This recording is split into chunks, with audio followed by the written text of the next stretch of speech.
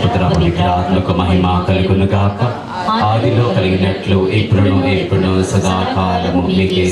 సమయం ఉంది, బ్రేక్. తర్వాత అందరం కూడా దేవాలయంలోకి వెళ్ళి యేసు ప్రభు శిలువపై నుండి పలికినటువంటి చివరి 7 మాటల పైన ధ్యానం ఉంటుంది. ఒక 5 minutes అందరూ కూడా జస్ట్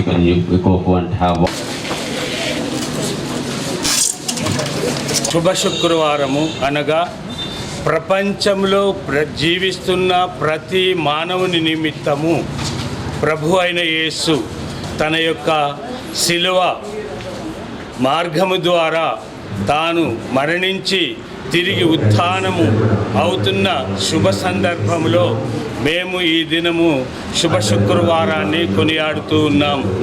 కాబట్టి మేమందరము కోరుకునేది ఏమనగా, సృష్టిలో ఉన్న ప్రతి మానవుడు కూడా దేవుని చెంతకు వెళ్ళాలని, దేవుని యొక్క రూపాన్ని దర్శించి మానవతా దృక్పథంతో అందరూ మెలగాలని, జీవించాలని కోరుకుంటూ ముగిస్తున్నాం. Today we are celebrating Good Friday. Actually it is not a celebration. Good Friday is called Good Friday because our sins are forgiven. It is a journey from Ash Wednesday to Good Friday. We started on February 18th. The Lent days have started from February 18th to today, till today, March and April 3rd. So we all have fasted so many days, prayers, fastings, almsgiving.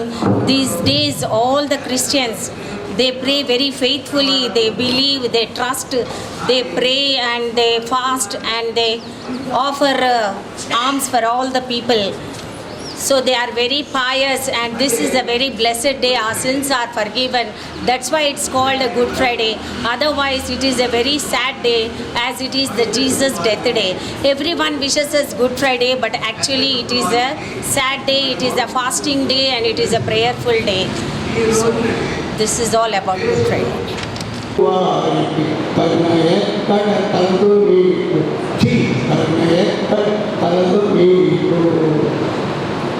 అని వారు బట్టి చేసిన సంతృప్తి దేవా దేవా దీనబంధు దేవా దేవా దీనబంధు ఎంత చేసిన మాకు అనేది చేశారు. అప్పుడు చేసే వారితో చేసిన కుమార్తె ద్వారా మీరు నా గురించి ఏడవండి, మీ గురించి మీ ఇద్దరు గురించి ఏడవండి అని చెప్పి చేసిన స్వామి దేవుని వచ్చుకుంటూ కల్వరి వైపు ప్రాణమై పోతుండగా దారిలో 3 సార్లు రక్తార్పణతో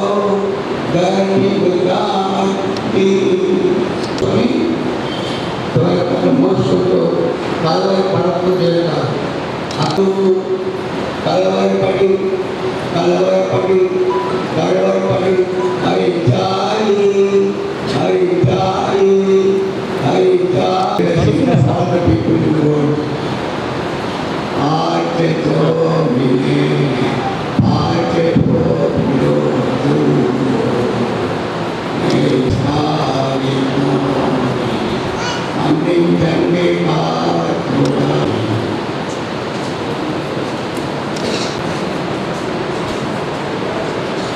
సో థ్యాంక్ యూ వల్లప్ప గారు. ఈ వయసులో కూడా అవకాశం అని అడిగారు. చక్కటి అవకాశము గురించి వారు చక్కగా న్యాయం చేసినారు. Thank you. కలిగిన 7 మాటలపైన ధ్యానించబోతున్నాం. సో మొట్టమొదటిగా వివర్తిస్తున్నారు వాక్యం తెలిసి Simba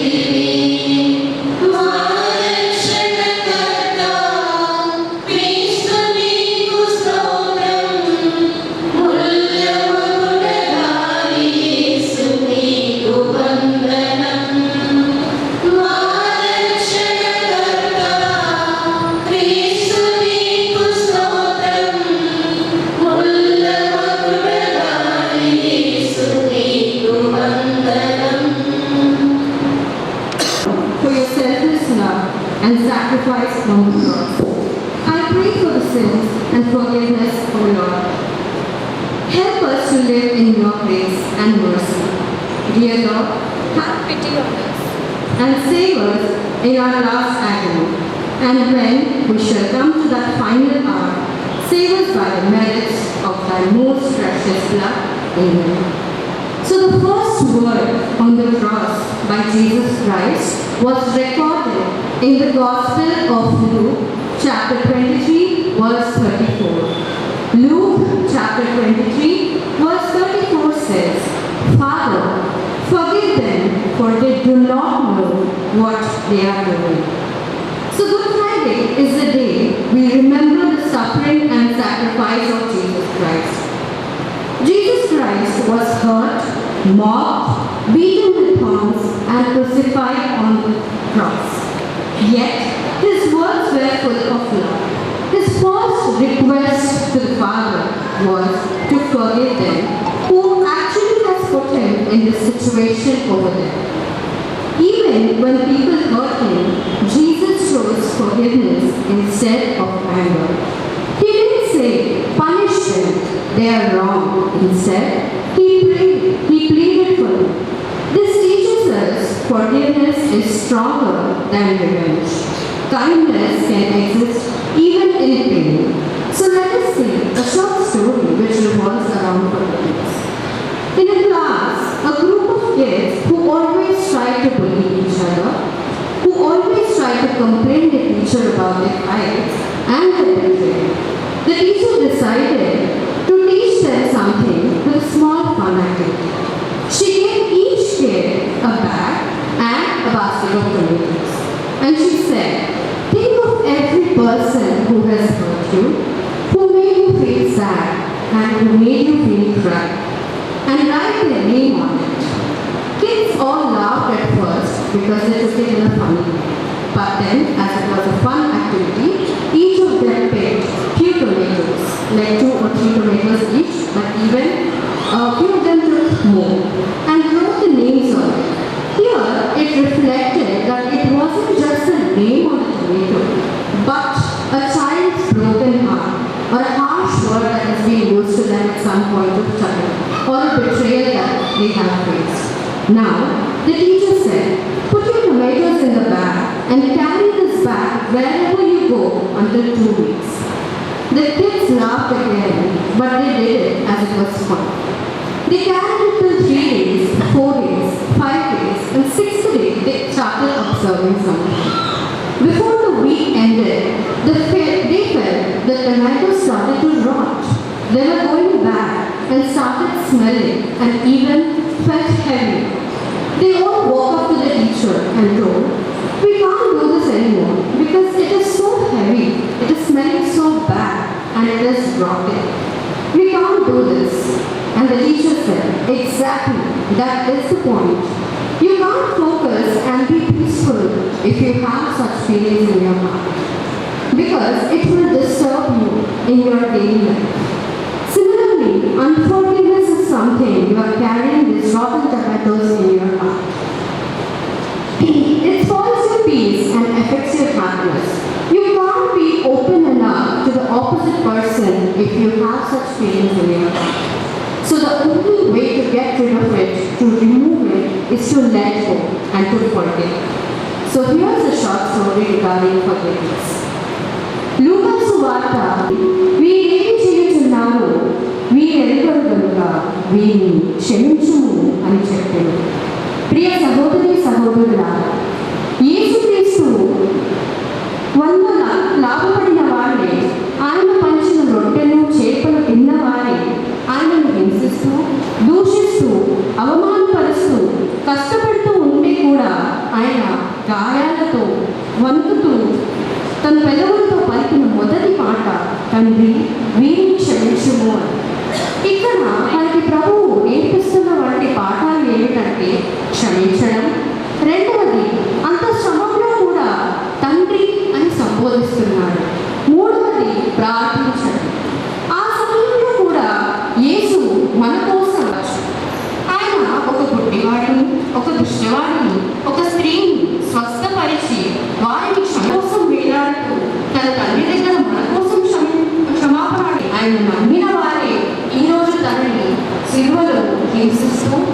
కట్టేసి మన పక్షాన మన పాపాన్ని మోస్తూ పరలోక పితతో మనల్ని క్షమించ మాత్రమే చూపించలేదు. మనం లూకాసు వార్త 6వ అధ్యాయము 28వ అంశుడి అని చెప్పాము.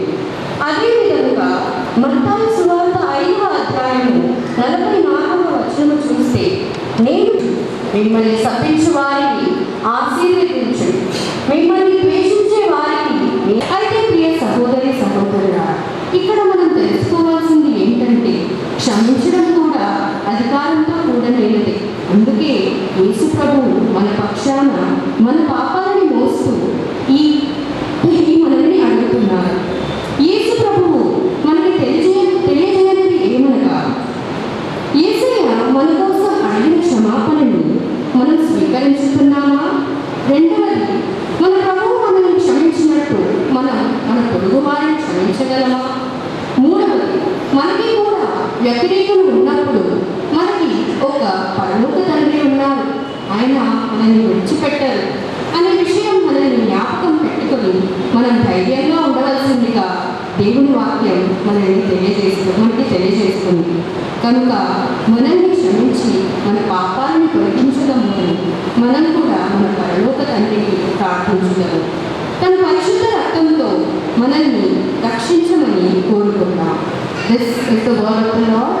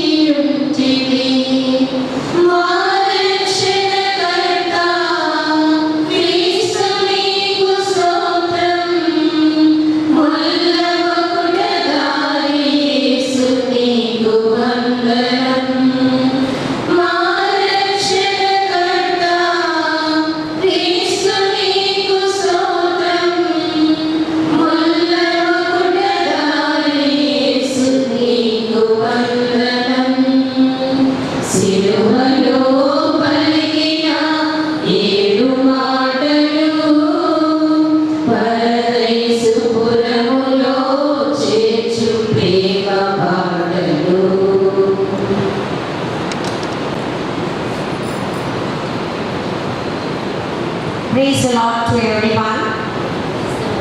Today let us meditate on the second word of Jesus on the cross.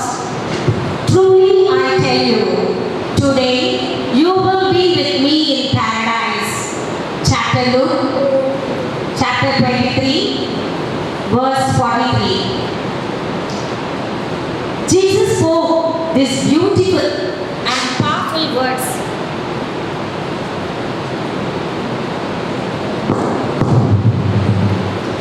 Jesus spoke these beautiful and powerful words to one of the criminals who was crucified beside him. At the cross, there were two thieves. One mocked Jesus, the other repented and believed in him.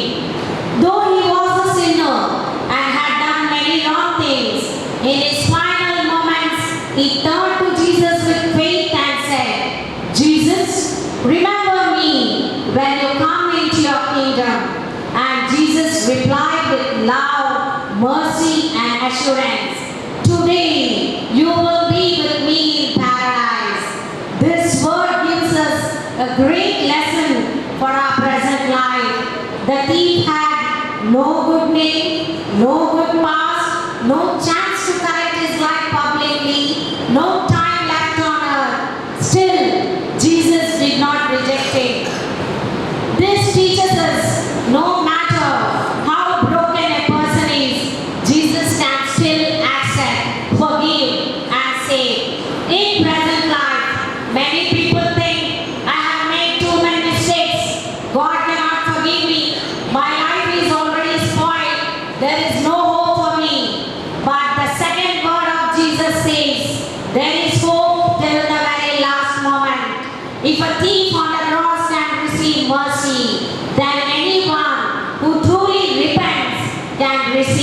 mercy.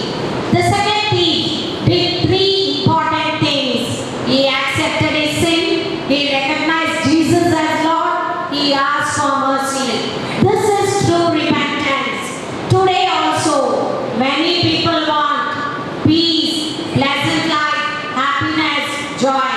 But many search for it in money, bad habits, wrong friendships, pride, worldly pleasures. These things may give temporary happiness, but not true peace. True pleasant life comes from the repentance and forgiveness. When we confess our mistakes before God, our heart becomes light. When Jesus forgives us, guilt is removed, fear is reduced, peace enters the heart, life becomes meaningful. A pleasant life is not a problem-free life. Many people think pleasant life means no suffering, no tears, no troubles, no struggles, but that is not true. Even the thief was still on the cross, he was still in pain. His situation did not change immediately, but after Jesus' word, his heart changed, his future changed, his eternity changed, his hope changed. This is the true meaning of pleasant life. A pleasant life means peace in the middle of pain, hope in the middle of suffering, joy in the middle of tears, assurance in the middle of uncertainty. Jesus may not remove every problem immediately, but he gives us strength, peace, and eternal hope. A student who failed in exams because of carelessness and bad company, he felt ashamed, useless, hopeless, afraid to face family. He thought, my future is finished. When he heard the thief on the cross and Jesus' second word, he understood, even if I fail, even if I made mistakes, Jesus still gives me another chance. He prayed, changed his habits, focused on studies, respected his parents, and trusted God. His life slowly changed. He became disciplined, peaceful, confident, spiritually strong. Failure is not the end when Jesus is in your life.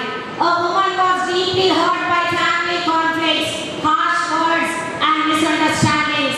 She was crying daily, carrying anger, feeling lonely, losing inner peace. Though she looked normal outside, inside she was broken.